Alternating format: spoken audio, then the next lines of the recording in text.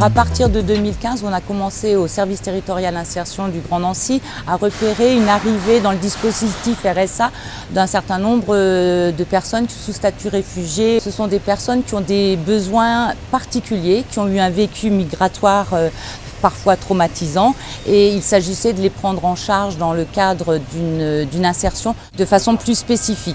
Ce sont des personnes qui souvent ont des savoir-faire dans leur pays d'origine, mais qui rencontrent quand elles arrivent en France des difficultés liées à la langue, à l'apprentissage de la langue, liées à la reconnaissance aussi des métiers qu'elles faisaient dans leur pays.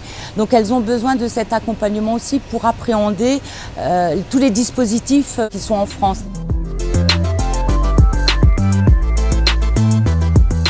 En règle générale, ils ne parlent pas le français, donc on les accompagne vers des associations.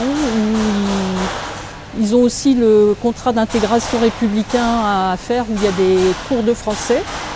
Et on essaye aussi de mettre en place des actions collectives pour leur permettre d'avoir un espace où entendre et parler le français. Ça nous a intéressés qu'ils rejoignent nos équipes parce que ça se sentait qu'ils connaissaient le métier. En plus, je lui avais fait le tour des ateliers. Et quand il faisait le tour des ateliers, il regardait tout, il touchait le bois, tout ce qu'on faisait. Il avait un contact, on voyait qu'il avait un contact physique avec la matière, le bois.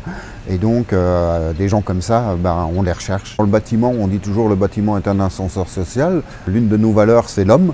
Donc, l'homme dans toutes ses dimensions. Donc, ça fait partie de nos valeurs. Et accueillir des gens comme ça, c'est bien. Et puis, ça ouvre l'esprit des autres. C'est un plus, une richesse dans l'entreprise.